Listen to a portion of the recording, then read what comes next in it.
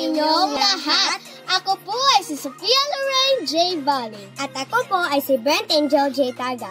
Ngayong araw, tuturuan po namin kayo paano magawa ng compost pit. Noon ay naghahanap kami kung saan may magawa ng compost pit.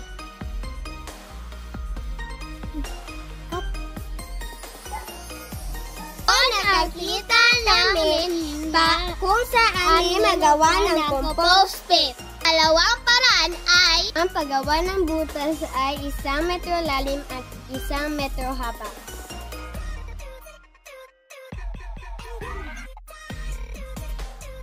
Ngayon ay maghahanap kami ng mga tain ng mga hayop Upang ilagay sa aming compost pit. Tala!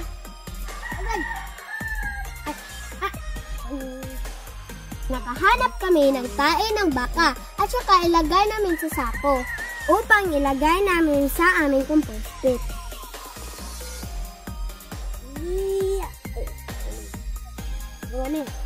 Diba? Ako naman eh. Diba? Buti ito. Akin ito. Bakit ba?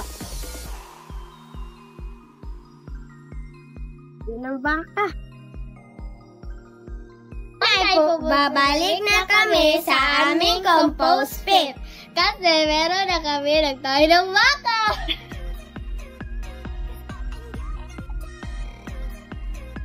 Ay nandito na kami sa aming hukay. Simula ang aming compost pit. Noon ay sisimula na namin ang paggawa ng compost pit. Ang aming hukay, lupa at saka mga malalatang bagay. At may win kaming abo at mga tayo ng mga hayop.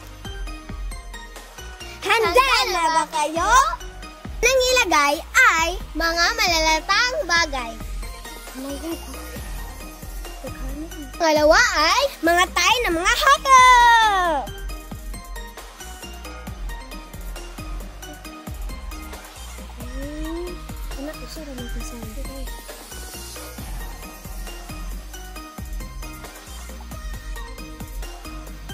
Sunod ay paglagay ng abo. At paglagay naman ng lupa.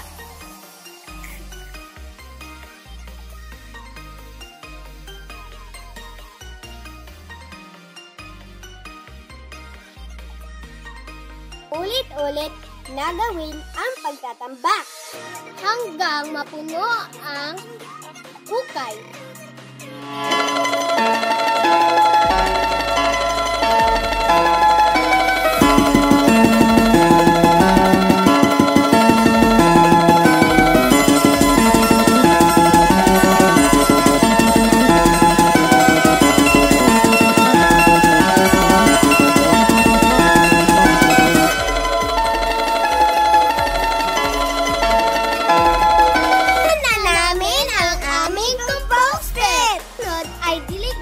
Ang compost pit.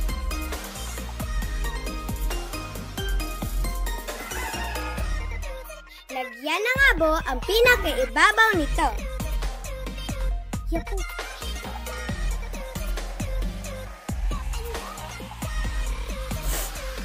Ang panghuli ay lagyan ng stick ang paligid ng compost pit.